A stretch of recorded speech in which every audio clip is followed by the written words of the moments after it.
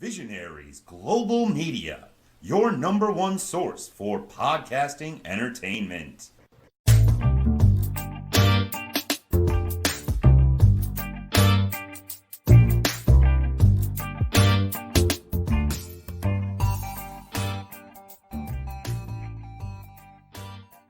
Alright, this is the MGB reviewed of Beyond Wrestling's hashtag 2 weeks notice from the Garden Pier at Atlantic City, July 26, 2020. You remember going to the Garden Pier, Mason? No.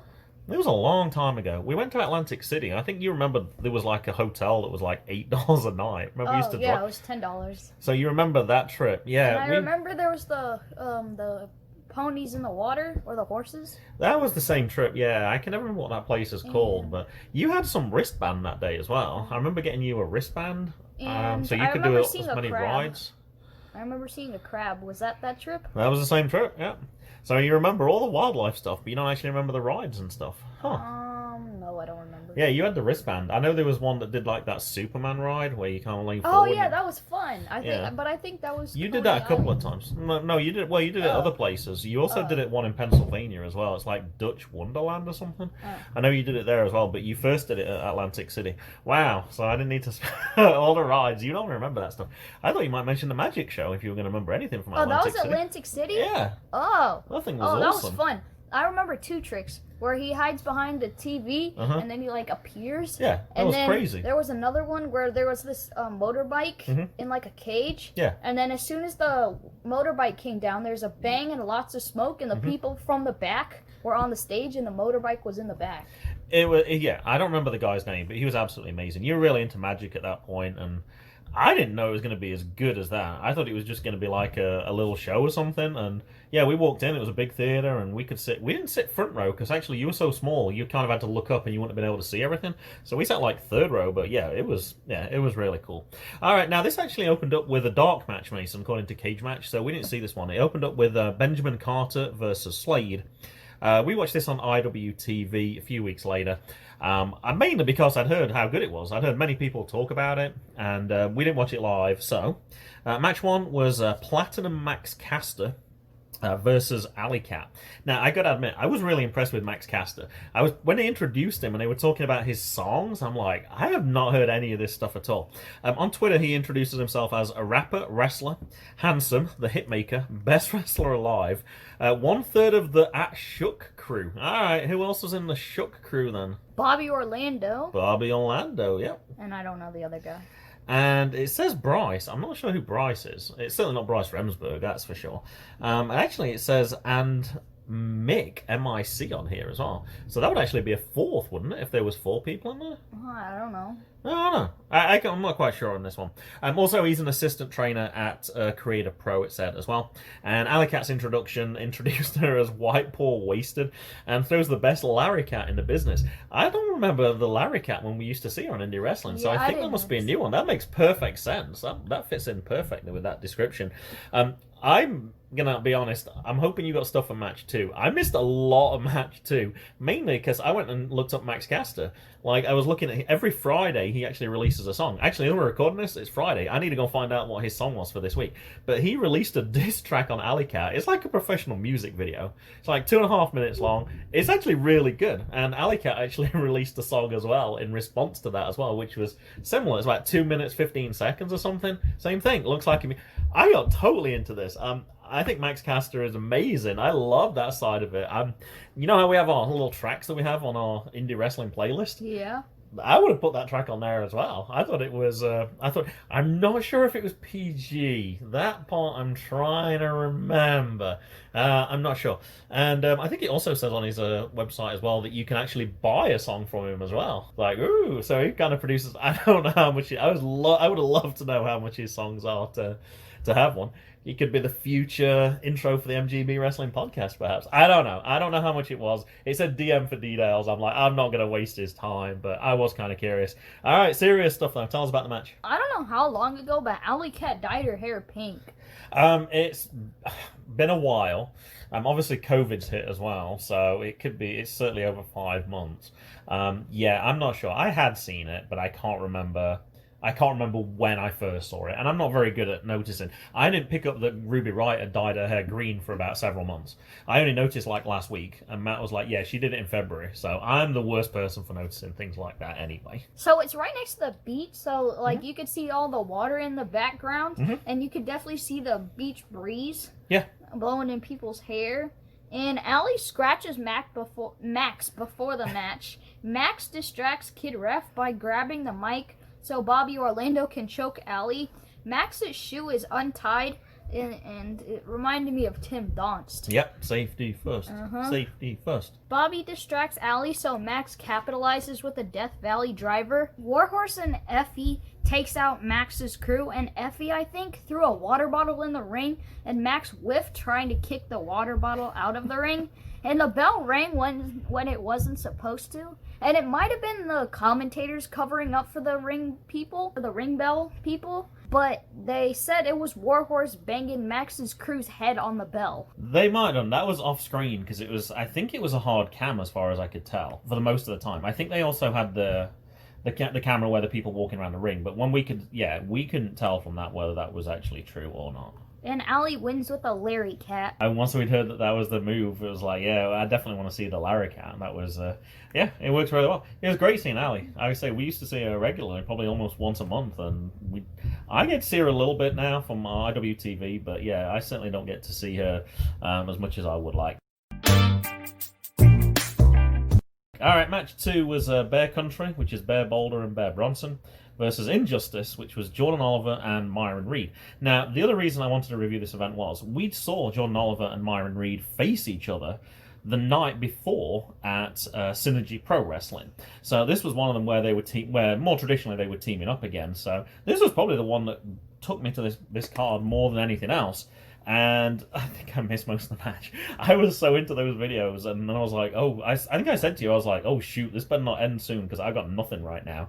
And it was like, 1, 2, 3, ding, ding, ding. I was like, oh, for goodness sake. I don't know if it was a pin. I'm sure you're going to tell us. Yeah. All right, go ahead. Tell us about this one. So Jordan holds Bronson, and Myron kicks Bronson, and then Jordan into a, he like carries him over to a suplex, and the commentator says it's 131 degrees in the ring. And you were like, it is? I was like, I don't think so. I was like, he also just said in the first match that when there was a helicopter sound, that was his helicopter who'd come to pick him up. Yeah. So I was like, I think he's probably making that stuff up. So Myron and Boulder almost tried to throw each other into the Atlantic Ocean, and Jordan still has a shoulder injury from Synergy. Yeah, that was legit. I'm not sure whether we mentioned that on our review of Synergy. But yeah, no, he did actually say his shoulder was hurting, and he was hoping he'd be ready to go, and he did. But yeah, no, he actually did have some sort of shoulder injury. I'm not sure, obviously, how severe or anything. But Bear Country attempts the elevator drop, which is basically one gets stacked on the other's shoulders and then thrown on top of one of Jordan or Myron. But Jordan turns it into a Cutter Moonlight Hour, and then Justice win with a 450 splash. Now, I don't remember if I told you this one. Twitter's still very strange as far as we're concerned.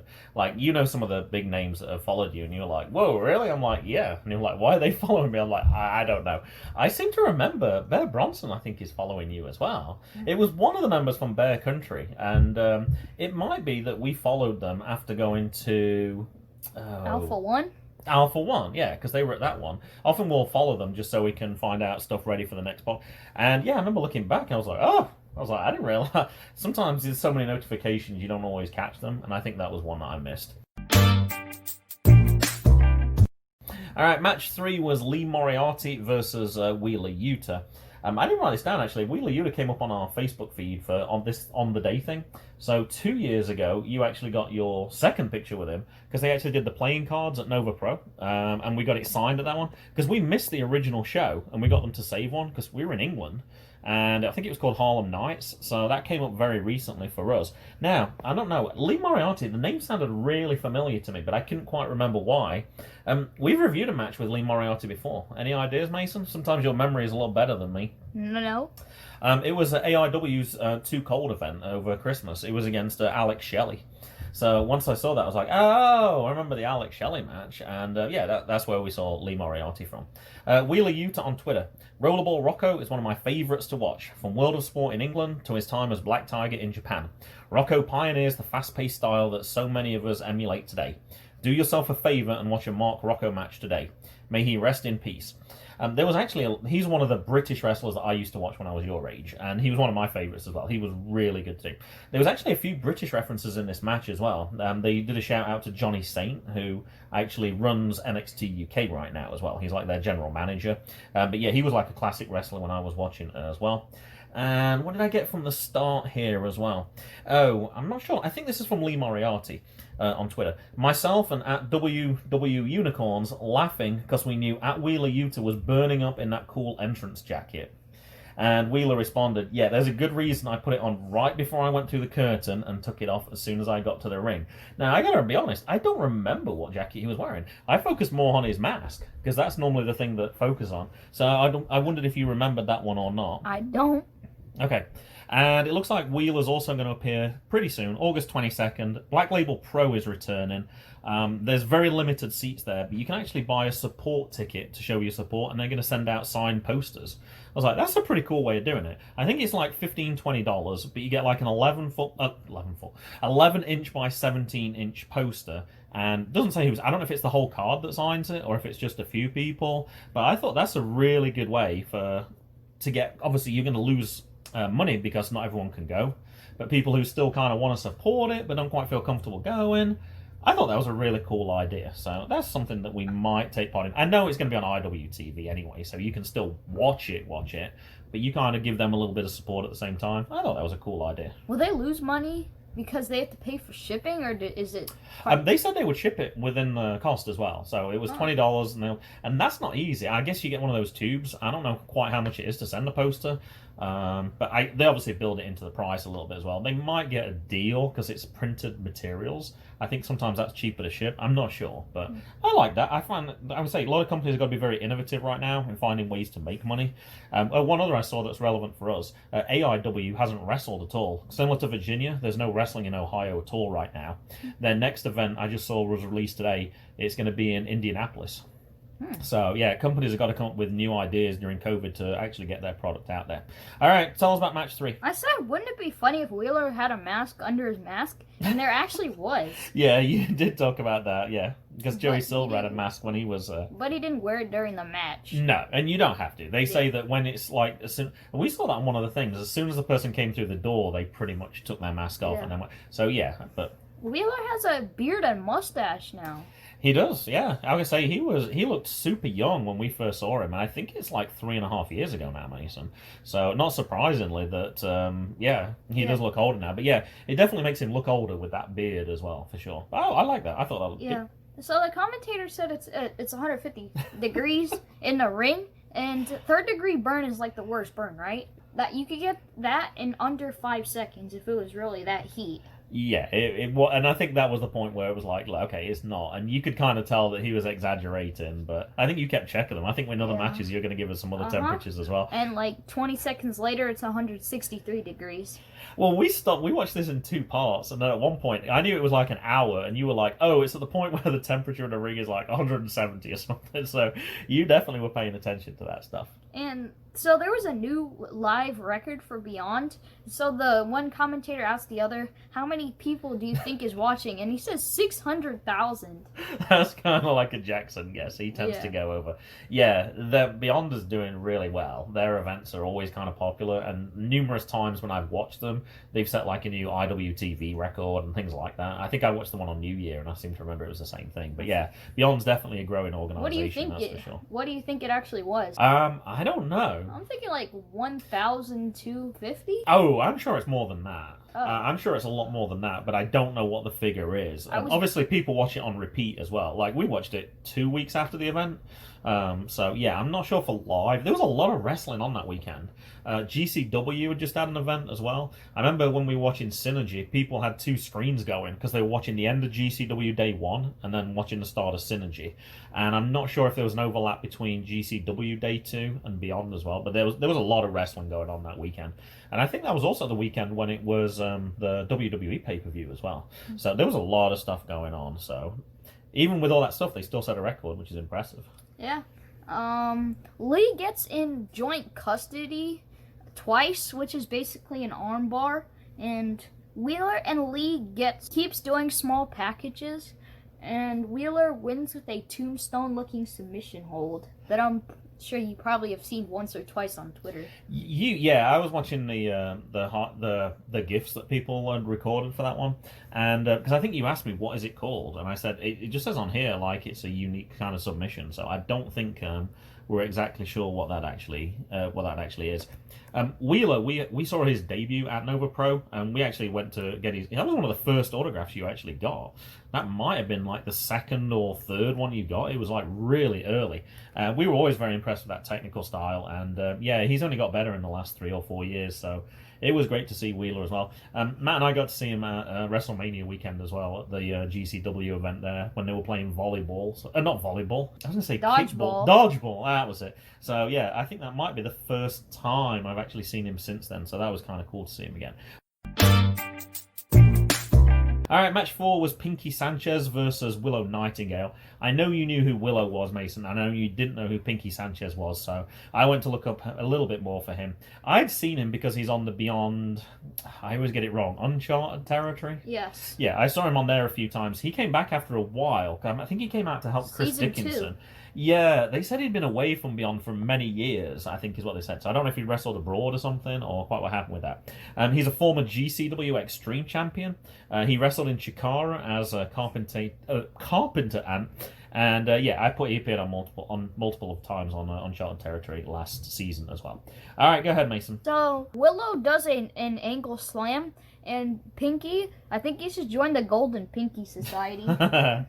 Pinkie, honorary member. Yeah, Pinkie grabs a chair, and Willow missile drop kicks the chair into his face, and Willow gets dropped toe hold into a chair. Then Pinkie double stomps her off the apron. Yeah. And the commentator says it's 183 degrees now. It's getting. I think it might get. I hope it gets up to 200. That would be cool. One other thing I heard with the commentator as well, they said that's really got to hurt her neck. Remember, she was out for a long time as well. She had that serious neck injury. Now, I didn't think the double stomp looked like it was on the neck. But of course, when you're watching these live events from indie things, you don't get to see the replays. So for me, it looked more like shoulders perhaps, but yeah, I'm not quite sure on this one. All right, anything else for this match? Willow wins with the sit-out powerbomb. Okay, and while I was actually researching this one, I found on Twitter as well, it said, breaking news, Beyond Wrestling returns to Atlantic City on Sunday, August 23rd, streaming live on Indie Wrestling, starting at 1 p.m. Eastern. Tickets go on sale this Thursday, August 6th, so that's yesterday as we're recording, and probably 3 or 4 days after when this comes out, at 8 p.m. Eastern. But you can email beyondwrestling@gmail.com for exclusive online pre-sale to get the best seats. You're actually going to be out in Ohio at that time. I don't think I have anything for that weekend. I don't know. If I'm bored, I guess I could take a 4.5 hour ride up to Atlantic City. I guess I'd have to get my tickets ahead of time because I'm sure they're limited, but I don't know. Think about it. It's possible. Match 5, Christian Casanova versus Blake Christian. Oh, I didn't actually write down which person this was. I think it said it was Christian Casanova's first match back. And when I looked on his Twitter feed, he has a great highlights package. I love the wrestlers when you don't know, when you want to find out a little bit more about them. And the first thing on their Twitter feed is like a 2-minute video or 3-minute video of like their best moves. So that was kind of cool to see as well. And one of them was a match against... Oh, I also saw there was a match against Tony Deppen from Beyond the Crown, which was on YouTube as well. Tony Deppen keeps... I would say, it was one person I said I want to find out more about. His name constantly keeps coming up now, right? We saw him at Synergy. We saw him at somewhere just before that. We've now seen him at Beyond as well. So it was good to see Tony Deppen there as well. And he will definitely come up in one of the later matches. All right, go ahead, Mason. Christian does Christian does a huge springboard You got hook. editing duty, so that's fine. You can make yourself sound as good or as bad as you like. So 193 degrees in the ring now, apparently. And unfortunately, that was the last temperature check. Ah, what a shame. Yeah. Christian does a Spanish fly, and commentator says it's now like the fourth quarter of a baseball game. Which, for our English listeners, it's, there's 9 innings in a baseball game. He got his sports analogies mixed up, but I think he did that deliberately as well. Yeah. I thought that He's was like a funny the line. silly commentator. Yeah, I thought that was a funny line. I like that. Christian wins with a scissor kick to the back of the head. Now, one thing I wasn't sure about, have you seen either of these two before? No. Christian Casanova, I did know from beyond Uncharted territory, and I think I've seen him up in Maine as well. I want to say it's Limitless Pro Wrestling, and yeah, he's a real high flyer, and he's somebody as well that's on our list of people we'd kind of like to go see as well. Yeah, he's a really good wrestler. All right, the 6-man tag team match. Chris Dickinson, Nick Gage, and Tony Deppen versus I think they actually had a team name. I think I said you were going to say who it was, right? Yeah. All right, versus the Second Gear Crew, who were one called Manders, Mance Warner, and Matthew Justice. And actually, I had the names written down before, so you didn't know. When one person worked out, I said, I think you're going to like this match. I know we're big fans of Mance Warner. We haven't seen as much of him as we would like on the indie circuits. We certainly see him on MLW. Nick Gage, obviously a big fan. Chris Dickinson is one that you don't seem to know much about either, mainly because you don't watch those Beyond events that I watch. So that was good to see. And once again, Tony Deppen's in there. Of course, Steve Manders we know as well. We saw him a few times as well. And we saw him at AIW this Christmas. Actually, Matthew Justice was in that same card as well. All right. Oh, I got one thing for this one. I think Nick Gage is injured right now, and this will probably come up in the match. I said I saw Kylie Ray had wrestled recently, where instead of MDK, it was MD Kylie. So I started to look up that to find out, like, kind of why is she doing that? I knew it was GCW, which is kind of like a Nick Gage thing. And yeah, she was auctioning it off. It says, auctioning off MD Kylie gear top. All proceeds go to at the King Nick Gage in hopes of help for a speedy recovery. Please DM or reply if interested. Current bid, $450. It's like, nice. I looked on Nick Gage's site. I can't find anything at all. So he didn't announce that, hey, look, I got injured. Yeah, I don't know. Not sure at all. I did see one other tweet on July 26th. Nick Gage actually did not wrestle in this match due to an injury suffered at an earlier Beyond Wrestling event. I think this relates to GCW, so I'm guessing this is where he picked his injury up. However, he would come out for the pinfall, officially earn himself a championship opportunity against Rickey Shane Page. I would have thought if I was Nick Gage, I would kind of want to keep my injury quiet. Because if I'm supposed to be this unstoppable... Yeah, I don't think he's somebody who's really that fussy, so Yeah. I'm kind of not surprised. Yeah. But if he was, I mean, it might just be as out for a week or two as well. So, but I don't know if you're raising money for him to get a speedy recovery. It makes me think it's something more serious. I feel like it was definitely his knee. I think it might have been like torn muscle or something like that. That's possible.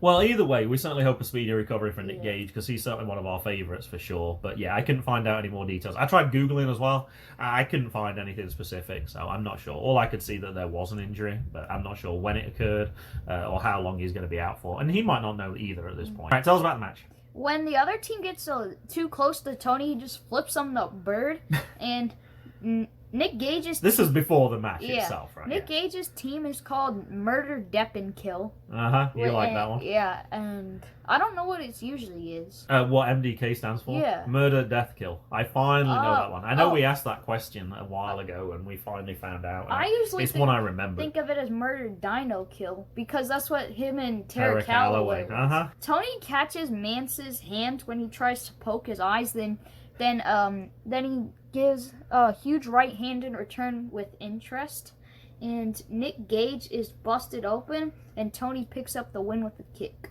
So we don't think, actually, and you were paying more attention to this match than I was, because I was kind of researching at the same time. I was listening to the commentary. I'm okay, actually, just listening to matches and then kind of looking up occasionally. Because I said, how much did he actually appear in the ring for this one? And you said he kind of got tagged in. I actually didn't write any of that down, but I remember it because I didn't think of it anything as the time. So Nick Gage, he hurt his knee on the outside of the ring, and he came into the ring, and I think it was Matthew Justice. He was targeting Nick Gage's knee, which might have made it even worse. Probably. And so he did a power bomb to Matthew Justice, and then tagged out pretty quickly. Yeah, and then I couldn't even see him on the outside. He might have stepped away. Like, if you step away from the ring, then obviously you can't physically get tagged. He might not wanted to be tagged in because he knew he couldn't do anything. Yeah. So, one thing I got from the start as well, Chris Dickinson knocked off Manders' cowboy hat right at the start, just to kind of wind him up in there, because they had to hold him back because he was really upset by this. And, that's how that got started. It's the Warhorse coming to you straight out of a U-Haul trailer. Now, it's time to clean out your ears and listen to some good MGB Wrestling Podcast. Alright, the main event, the IWTV Independent Wrestling title match, and you didn't even realize Warhorse was champion or still champion. I can't remember which way around it was. I thought he lost. Okay, Warhorse, the champion, was against Rickey Shane Page. He had Atticus Koga, I think that's how you pronounce his name, Eddie Only, Eric Ryan, and Gregory Iron ringside. I'm not used to seeing Gregory Iron as a heel. I've only ever seen him as a face. That was kind of different for me. Eddie Only, we remember from Nova Pro because he used to be in the safety squad. I listened to an interview of his on Dark Match Podcast recently, and he does death matches now. He does? So I was like, whoa, that's a 180-degree shift from when we saw him. I think he was at that AIW event we saw at Christmas time as well, because we were like, oh, that's Eddie Only. A big shift for him in how he's, his whole character now as well. But great to see somebody from who we saw. I don't know if he was necessarily starting out of his career, but now he's certainly thriving, so it was good to see him again. All right, go ahead. So Warhorse keeps nodding during his whole intro. You still know him as Jake Parnell. That's all you know. No, Warhorse kicks ass now, and he's all about metal and stuff. So he was doing moshing. He does that all the time now. That's his whole thing. He speaks in capital letters, and that's his whole character now. Like, he's really developed since we used to see him frequently, I would say. But yeah, I get to watch a lot of those matches on IWTV, and you probably haven't seen any of his defenses since then. So. Well, I did see his one at Flying V. You've seen his paint, right? Yes. Okay. Oh, he had a Was that one we just Flying watched V. on TV? Yeah. Were we there? No, we watched it on TV. Oh, that was the one when we couldn't make it, right? Yeah. I think he was supposed to reappear at the one that was in March, and then that got cancelled because of COVID as well. I watched the other one where he was at Black Label Pro when he won the whole tournament too. Oh yeah, I forgot about that. Yep. I was actually rooting for Warhorse to lose. I wanted him to go to AEW. I'm sorry? I wanted him to go to AEW. Oh, you said that. And I said, I think this was actually... And I didn't write that down. I think this happened before that match, actually, as far as I can remember. Yeah. I think it was like 2 or 3 days later. Although, that would have made sense, though, possibly, because he could have dropped the title here. He could have placed Cody, won the TNT Championship, and then suddenly appeared. I totally agree. There was a mixed reaction I saw online. I was more excited for that match than I think any match I've been excited for, possibly ever. Like, he was like, Warhorse, we know Warhorse. We love Warhorse. Like, he's facing Cody. I was like, this is cool. This is seriously cool. Like, that thing got so many likes, retweets. Everyone who knew Warhorse was really excited by it. And, the reaction was mixed. Some people were like, oh, it wasn't quite as good as I thought. Other people were like, I absolutely love the match. And I thought they had to tell a story. The story was basically that Cody thought the match would be easy, and actually Warhorse kind of surprised him a little bit. But in the end, Cody had the victory, so Warhorse had to kind of play down a little bit. But no, I would love to see Warhorse on AEW. And actually, would it be that surprising? Think of the other IWTV champions who are actually on AEW right now. So you got Chris Statlander, you got Orange Cassidy. They've shown that if you've been the IWTV champion, you're ready for that next step up. Other people, Jonathan Gresham's on Ring of Honor. Yeah. Hot Sauce Tracy Williams is also on Ring of Honor as well. So yeah, I think he's absolutely ready. So we'll have to see. But yeah, I would be delighted if AEW was to suddenly announce we got the Warhorse. They have so many people right now. They've been signing up so many people. I know you don't follow AEW that closely, but they've signed up a lot of people who've left other organizations. So like the Revival's joined. I'm trying to think. Zack Ryder's joined. He's not Zack Ryder anymore. But there's like a lot of people they keep signing up. The thing is, it's like every time somebody leaves any organization or moves the step up, go to AEW. That's the answer to everybody's. Yep. question. Well, it's kind of better than what it was before, because it was always like, they're going to WWE. Now, at least the question is, are they going to WWE? Are they going to AEW? Are they going to Impact? Impact signed a lot of people recently as well. Or they go into Ring of Honor. They're a Ring of Honor's, yeah, it's a possibility, but they've definitely dropped a lot since in a year or 2 years, that's for sure. But Impact actually has had record numbers of people subscribing to their channel. Huh. They've been doing probably the best business recently. They're really going up. So, yeah, they've signed a lot of people as well, like Gallows and Anderson. I was like, whoa, that's a big sign. Eric Young joined them. EC3 went back there as well. And the female side, there's a lot of people we know. Jordan Grace is probably over a year now. Kimberly, Deonna Purrazzo, Kylie Ray within the last 6 months or so. So, yeah, at least it's a 3 question now. Are they going to this, or this? Mm-hmm. All right, tell us about the match. Warhorse punches Gregory on the outside. 440 is choking Warhorse on the outside. 3 suplexes by Warhorse to Rickey. And Rickey does a swanton bomb off the top rope. And Rickey throws a chair at the ref on accident. And 440 attacks Warhorse. But Allie takes out the whole of 440. And a low blow from Allie to Rickey. And at this point, I realized RSP was Rickey. Yeah, you were like, oh, RSP's Ricky Shankley. I know that from other matches I've seen, but yeah. And a splash, but from Warhorse, and Rickey kicks out, and Warhorse then kicks out of a chokeslam, and Rickey throws the ref out of the ring in rage. Then 440 attacks Warhorse for a Warhorse win DQ. Then Allie gets attacked too, and Effie comes in for the save. Yeah, and they actually did switch referees as well. They had the female referee come in as well, but yeah, not quite sure. I just say I haven't seen all of the Beyond pay-per-view, so I'm not quite sure previous stories where they're building. We watched it literally as a solo match, but it was great to see Warhorse again. Yeah, a lot of interference. When you got that many people ringside, I always say, what was it? Atticus Koga, Eddie Only, Eric Ryan, Gregory. That's a lot of people to bring ringside for a one-on-one match. And I think they said the rule was, first of all, like, if Warhorse attacked them, he lost the title. I was like, come on, that's because all they're going to do is they're going to punch him and not look at it, and then he'll punch them, and then he'll get disqualified. Well, he punched Gregory Iron. Perhaps they said afterwards then, I think he said if they attacked him, he could attack them, but it couldn't be the other way around. I thought that's what I heard. I was like, that's a ridiculous rule straight away. Because you know that they're going to... Yeah, the numbers game was significant for this one, and that's certainly how it turned out to be. That was the last match. This was a nice, tight show. The editing was great on this. This is perfect, mate. 1 hour and 40 minutes. There was no messing around. I'm going to say, you can even skip... This was the first time we got a new television, 2 months ago or something like that. And smart TV. And on this one, because we've always had to, like, cast to the TV before. And we always used to cast it, and it used to cut out, like, every 15 minutes. This one, no problems now. We can watch anything we want straight on there, which is... that makes watching it... Number of times we had to say... We had to stop watching, we had to try again the next day, or it cut out after 15 minutes and then we had to start up again. Much better through using their app on the smart TV. And you could also do the thing with, you can skip 10 seconds at a time as well. So that was really good. And the other advantage of the smart TV now is as well, it remembers where you're up to. Remember we came back, we watched an hour, we went away, and then we came back a little bit later and watched the last 40 minutes, because it even gave the option, do you want to resume that? Perfect. Even though we knew it was, because we deliberately went to an hour so it'd be easy to find, that was much better as well, because sometimes it used to be difficult to scroll to different places when you do it on the computer. That was good. Alright, anything else from this one? No. Alright, I think that's it. It's goodbye from me. And it's goodbye to me. And it's goodbye from them. Goodbye.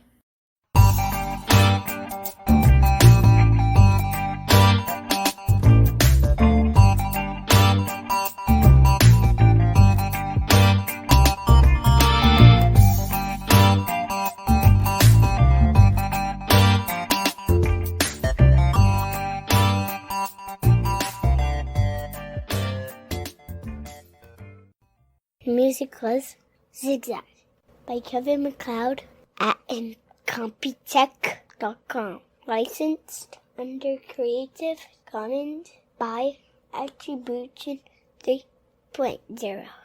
http://creativecommons.org/licenses/by/3.0